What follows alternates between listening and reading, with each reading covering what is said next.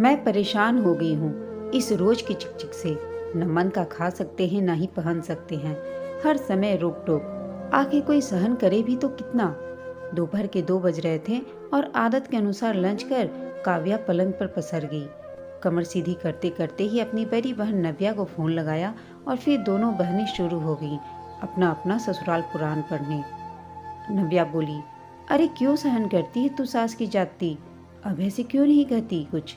मैं तो तेरे जीजू से कोई बात नहीं छिपाती। हर रात सोने से पहले उनकी माँ का कच्चा चिट्ठा खोलकर रख देती हूँ। जब तक वे मेरी हाँ में हाँ नहीं मिलाते बात भी नहीं करती। नव्या ने अपने अनुभव के सिक्के बांटे। काव्या बोली, दीदी अभय तो बिल्कुल ममौज बॉय है। अपनी माँ के खिलाफ एक शब्द भी नहीं सुनते, उल्टे मुझे ही एडजस्ट करने की नसीहत देने लगते हैं। सच दीदी, ससुराल के मामले में तू तो बहुत खुशहाल निकली। जीजा जी तो तुम्हारी उंगलियों पर नाचते हैं। पता नहीं मेरे अच्छे दिन कब आएंगे। काव्या ने भी एक गहरी सांस भरी। वह तो है। अच्छा चल रखती हूँ। तेरी जीजू का 2 बार फोन आ चुका है। मेरे बिना चैन नहीं है उन्हें। नव्या इतराई। काव्या बोली, चल ठीक है। थोड़ी देर में सास महारानी जी की चाय का समय हो जाएगा। मुझे तो 2 घड़ी चैन की नींद भी नहीं मिलती। अपने को कोसते हुए काव्या ने फोन काट दिया और फिर एसी की कूलिंग थोड़ी और बढ़ाकर चादर ओढ़कर सो गई। काव्या की अभय से शादी की मात्र 3 वर्ष हुए हैं। अभय एक प्राइवेट फर्म में मैनेजर है। सैलरी ठीक ठाक है। माँ पापा के साथ रहने से मकान का किराया, पानी, बिजली, राशन आदि का कोई खर्चा उसे जेब से नहीं देना पड़ता। जो भी पैसा खर्च होता है वह स्वयं और काव्या के निजी शौकों और जरूरतों को पूरा करता है। शादी से पहले काव्या ने सपनों सी जिंदगी की कल्पना की थी, जिसमें से पति के साथ मौज मस्ती ही थी। उसके सपनों की दुनिया में सास ससुर नामक खलनायक नहीं थे। एक बंगला बने न्यारा वाले अरमानों के साथ काव्या ने ससुराल की देहरी लांघी थी। लेकिन जब पता चला कि जनाब अभय को अकेले रहकर शादीशुदा जिंदगी के मजे लेने का कोई शौक नहीं है तो वह बुझ सी गई। जब तब अपनी माँ के सामने अपना दुखड़ा रोकर मन हल्का करने की कोशिश करती, लेकिन माँ ने कभी उसकी बातों को सीरियसली नहीं लिया और न ही कभी अलग गृहस्थी बसाने के उसके अपसपने को पोषित किया। ससुराल गेंदे के फूल सा होता है, कोई पंखुड़ी छोटी तो कोई बड़ी, लेकिन जब सब मिलकर आपस में गूंथ जाती हैं तो फूल की छवि देखने लायक होती है। माँ हमेशा उसे यही समझाती थी, लेकिन काव्या के कानों पर जूं तक नहीं रेंगती थी। इसलिए वह आजकल माँ से बस नपी तुली बात ही करती। हाँ, लेकिन बड़ी बहन नव्या से बिना नागा बात करती है और उसे ससुराल से अलग रहने के से संबंधित सलाह भी मांगती रहती है। यहाँ तक तो फिर भी सब ठीक था, लेकिन आग में घी डालने का काम किया सामने वाले घर में किराए पर रहने आए दंपति ने। ये नवल और रिया थी। नवल भी अभय की तरह एक प्राइवेट फर्म में जॉब करता है, लेकिन रिया का ठसका तो देखो, कभी जीन्स, कभी कैपरी, कभी शॉर्ट्स तो कभी कोई और दिल जलाने वाली वेस्टर्न पोशाक। काव्या देखती तो कलेजे पर सांप लौट जाता।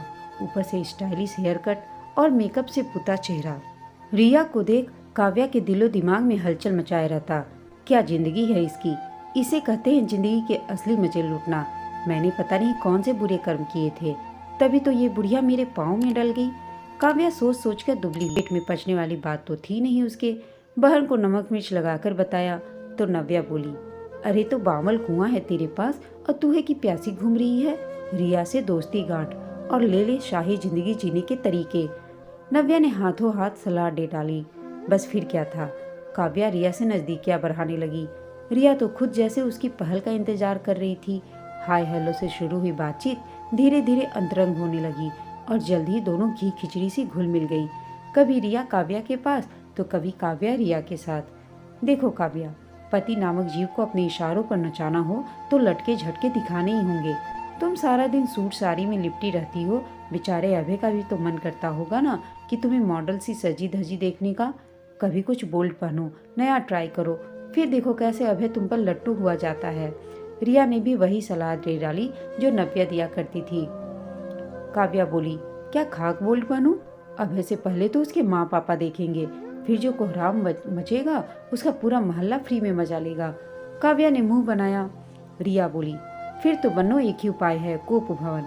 जैसे कैकेयी ने दशरथ से अपनी शर्तें मनवाई थी, वैसे ही तुम भी कोई नाजुक सा मौका तलाश करो। पहले ढील दो और फिर खींच लो डोरी। पतंग न कटे तो मेरा नाम बदल देना। रिया ने मंथरा की भूमिका निभाई। काव्या मौका तलाशने लगी। समय शायद इस बार काव्या के पक्ष में ही चल रहा था। अगले ही महीने काव्या ने खुशखबरी दी और घर में तीसरी पीढ़ी का आगमन होने वाला है। सास ने बलाएं ली। भारी काम करने से काव्या को मना किया। ससुर हर समय चहकने लगे और अभय के तो मिजाज ही निराले लग रहे थे। पत्नी पर बादलों सा उमर घुमर कर प्यार आने लगा। दोस्तों में उठना बैठना कम हो गया। खिलौने से कमरे में जगह कम पड़ने लगी। मनुहार कर करके काव्या को खिलाने पिलाने लगा। काव्या के पांव जमीन पर नहीं पड़ रहे थे। इस हंसी खुशी के बीच कहीं न कहीं साजिशों के बीच भी अंकुरन की जगह तलाश रहे थे। 8 महीने पूरे हुए। काव्या की गोद भराई की रस्म के बाद अब कल उसे अपने मायके जाना है। पूरी रात अभय की हिदायतों का लेक्चर जारी था। यह करना, वह मत करना, ऐसे बैठना, ऐसे सोना, अभय बोले जा रहा था। काव्या सुनने का दिखावा करती लेटी थी। दिमाग में तो अलग ही खिचड़ी पक रही थी। गर्भ का समय पूरा हुआ और काव्या ने एक नन्हे फरिश्ते को जन्म दिया। दोनों परिवारों में खुशी की लहर दौड़ गई। टोकरे भर भर कर मिठाई और बधाइयों का आदान प्रदान हो रहा था। पोते को देखने के लिए दादा दादी सिर के बल चले आए। अभय के पांव भी कहाँ रुकने वाले थे। बिना किसी की परवाह किए सीधे काव्या के पास पहुंचा। बेसब्रा कहीं का, कहकर मां मुस्कुराई। लेकिन देखा जाए तो खुद उन्हें भी कहाँ सब्र थी। खैर, अभय ने जैसे ही अपने अंश को अंक में भरने की चेष्टा की, काव्या ने उसे अपने कलेजे से लगा लिया। अभय ने अपनी प्रश्नवाचक दृष्टि उस पर गड़ा दी। इतनी आसानी से नहीं सैया जी, भले एक वादा करना होगा। काव्या इठलाई। इस अनमोल रत्न के बदले तुम जो मांगो ले लो। अभय भी नौटंकी करने से कम नहीं था। झूठ बोले कौवा काटे। देखो, सच्चे मर्द हो तो झूठे वादे मत करना। काव्या ने उसके पौरुष को ललकारा। प्राण जाए पर वचन न जाए।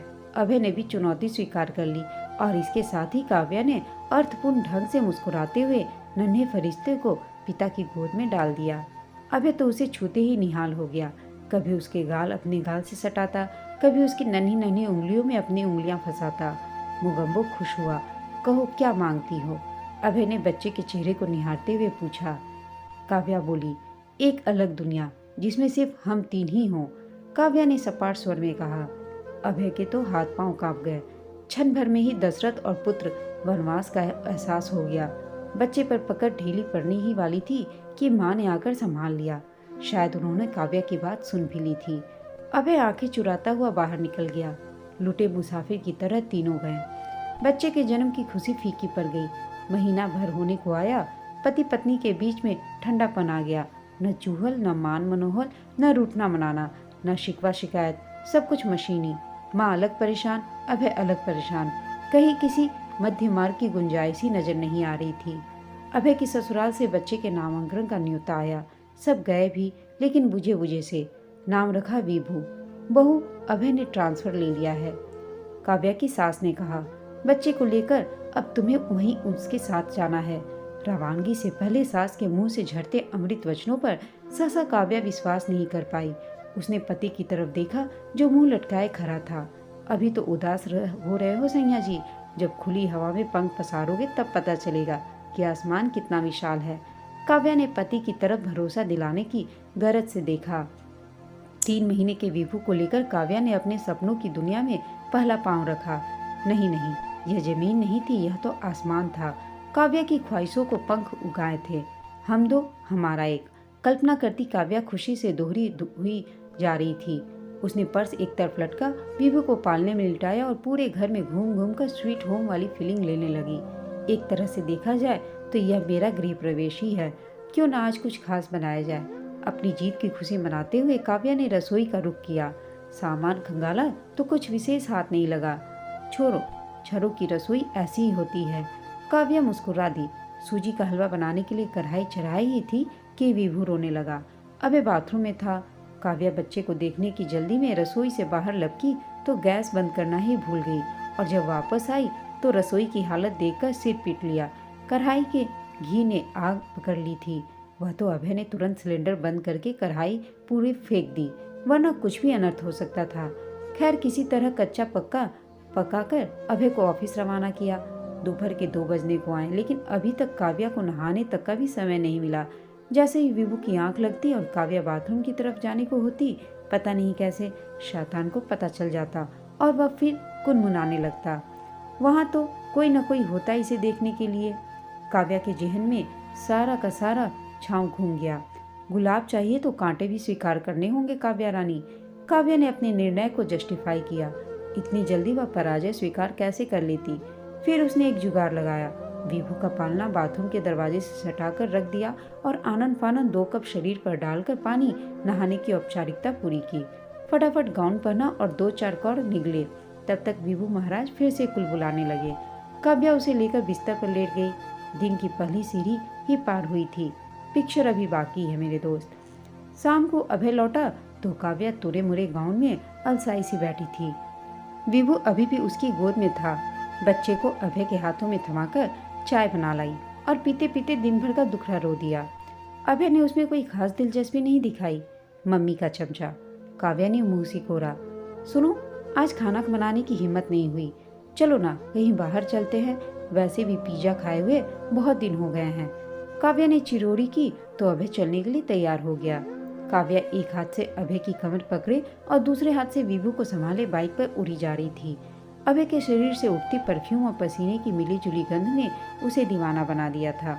हालांकि अभय अभी भी चुप सा था। काव्या चाहती थी कि कुछ देर यूं ही हवा से अटखेलियां होती रहे, लेकिन तभी अभय ने पिज्जा हट के सामने ले जाकर बाइक रोक दी। महीनों बाद दिलबर के साथ आउटिंग थी। काव्या ने जी भर onion, capsicum, tomato pizza with double चीज खाए, साथ में फ्रेंच फ्राइज और गार्लिक ब्रेड भी। विभू थोड़ी देर तो खुश रहा, फिर परेशान करने लगा तो काव्या ने फीड करवा दिया। माँ की छाती से लगते ही बच्चा सो गया। घर पहुंचते ही काव्या ने खुद को बिस्तर के हवाले कर दिया। दिन भर की थकी हारी तुरंत ही नींद के आगोश में चली गई। अभय इंतजार करता रह गया। अभी नींद आंखों में पूरी तरह से घुली भी नहीं थी कि बीवी बाबू ने रंग बदलने की शुरू कर दिए। आधे आधे घंटे के अंतराल पर 4 बार कपड़े गंदे कर दिए। पोतरे बदलते बदलते काव्या का रोना छूट गया। अभय ने उसे दवा दे दी, लेकिन दवा भी तो असर करते करते ही करती है। खैर, किसी तरह रात बीती तो विभू की आंख लगी। काव्या ने भी पलकें झपक ली। आंख खुली तो सुबह के 8 बज रहे थे। अभय ऑफिस जाने के लिए लगभग तैयार था। सुनो, तुम आज खाना बाहर से ही मंगवा लेना। काव्या अपराध बोध से घिर गई। आगे आगे देखिए होता है क्या। रात की घटना से बौखलाया अभय बुदबुदाया। पति के ऑफिस जाते ही काव्या ने नव्या को फोन लगाया और रात का किस्सा कह सुनाया। यह तो मजे की सजा है रानी जी, कुछ पाने के लिए कुछ खोना ही पड़ता है। बहन ने उसे छेड़ा तो काव्या कुड़ कर रह गई। हो सकता है कि कल तुमने जो पिज्जा खाया वह बच्चे को हजम नहीं हुआ और वह रात भर परेशान रहा। अब तक रिया भी कॉन्फ्रेंसिंग के जरिए उन लोगों के साथ बातचीत में शामिल हो चुकी थी। यह एक और नई मुसीबत कि मन की खाओ भी नहीं। काव्या ने विभू की तरफ देखा। तू एक काम कर, विभू को बोतल से दूध पिलाना शुरू कर दे। नव्या ने फिर सलाह दे डाली। काव्या ने जैसे तैसे करके 2 घूंट बच्चे के गले से उड़ेरे और सफलता पर अपनी पीठ थपथपाने लगी। लेकिन यह क्या, थोड़ी देर में विभू ने उल्टी कर दी। वह खुद तो उल्टी में लिपटा ही तकिया सहित बेड की चादर भी खराब कर दी। रोने लगा वह अलग मुसीबत। फिर भूख लग गई आई सोचकर काव्या ने फिर से बोतल उसके मुंह में लगा दी। बच्चे को दूध हजम नहीं हुआ और 2-3 घंटे बाद ही उसने दस्त करने शुरू कर दिए। लगता है मुसीबतों ने मेरे ही घर का रास्ता देख लिया है। परेशान सी काव्या भुनभुना रही थी, लेकिन शाम होते होते फिर से सज धज कर अपनी आज़ादी का जश्न मनाने के लिए तैयार हो गई। विभू को भी हगिज बना दिया। अबे के ऑफिस से आते ही तीनों फिर चल पड़े हवाखोरी करने। विभू को बोतल का दूध अब भी कम ही हजम होता, लेकिन काव्या ने हार नहीं मानी। हिचकोले खाती गाड़ी चल रही थी। एक तरफ आज़ादी की खुली हवा थी तो दूसरी तरफ जिम्मेदारी की बेड़ियां भी थी।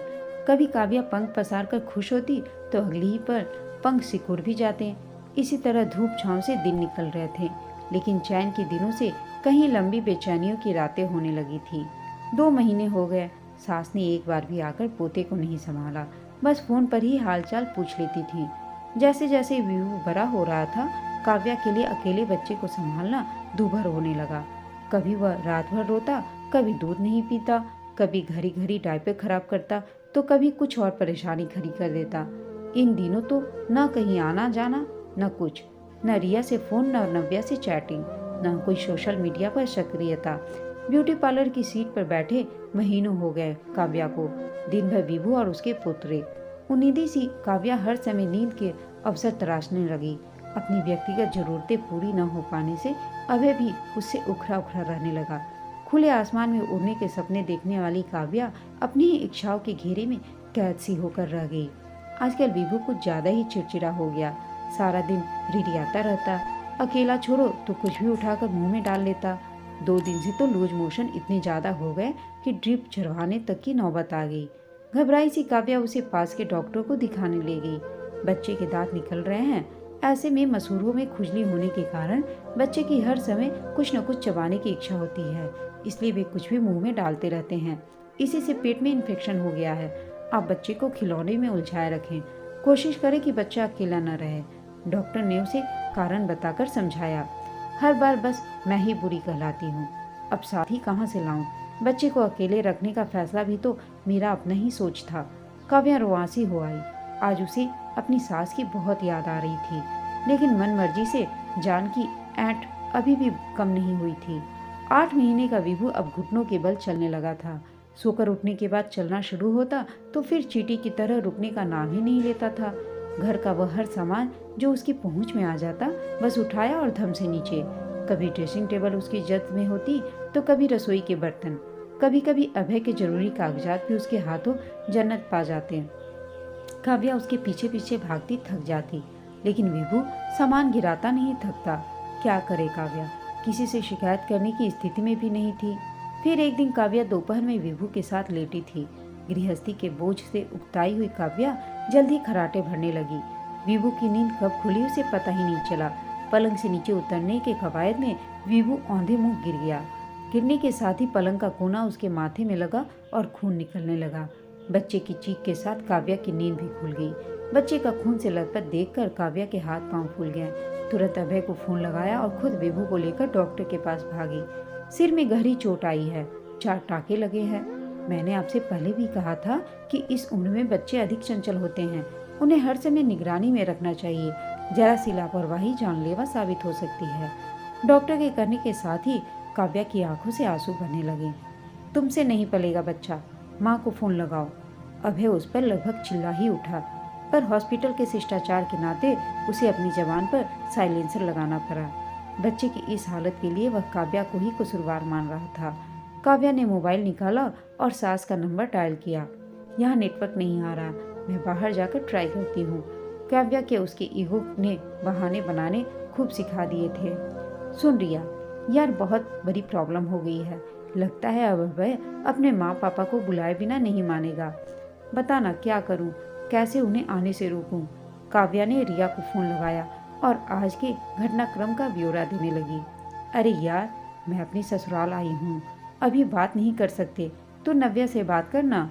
रिया ने उसे बात पूरी करने से पहले ही टोक दिया। तुम और ससुराल, तुम्हें तो सास ससुर के साथ रहना कभी नहीं सुहाया, फिर अचानक तुम्हारा यह फैसला। तुम्हारी तबीयत तो ठीक है ना? अब चौंकने की बारी काव्या की थी। हाँ यार, अब मैं भी तुम्हारी श्रेणी में आने वाली हूँ ना। तुम्हारी हालत देख देख कर मुझे समझ में आ गया कि कुछ दिन का हनीमून पीरियड तो ठीक है, लेकिन हमेशा के लिए परिवार से दूर रहने में कोई समझदारी नहीं है, खासकर तब जब निकट भविष्य में उनकी जरूरत पड़ने वाली हो। कहने के अंदाज से ही रिया का स्वार्थ टपक रहा था। काव्या को लगा मानो जिस डाली का वह सहारा लिए बैठी थी उस पर किसी ने कुल्हाड़ी चला दी। अब तक अभय अपने माँ पापा को फोन कर चुका था। शाम होते होते दादा दादी अपने पोते के पास थे। विभू को अभी तक सिर्फ अपने माँ पापा के पास रहने का ही अभ्यास था, इसलिए अजनबी चेहरे को देखते ही वह काव्या की गोद में दुबक गया। लेकिन खून आखिर अपनी तरफ खींचता ही है। थोड़ी ही देर में विभू दादा दादी से घुल मिल गया। रात को भी उन्हीं के साथ सोया। अगली सुबह काव्या के चेहरे की रौनक और अभय के चेहरे की संतुष्टिता बता रही थी कि महीनों बाद दोनों ने इतने निश्चिंतता से नजदीकियां भोगी हैं। इधर पोते के आगे पीछे भागते भागते दादा दादी के घुटनों का दर्द न जाने कहाँ गायब हो गया था।